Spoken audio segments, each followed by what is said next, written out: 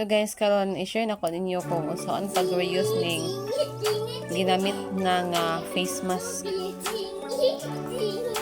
Kani guys, ako ni siyang gamuon og panghugas sa plato.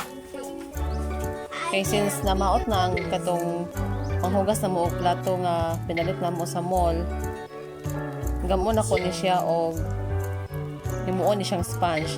First is kuhaon ni siyang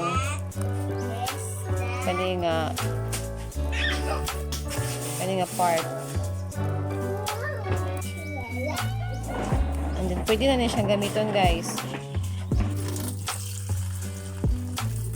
Kinahuntan man niya og sabon nga Smart.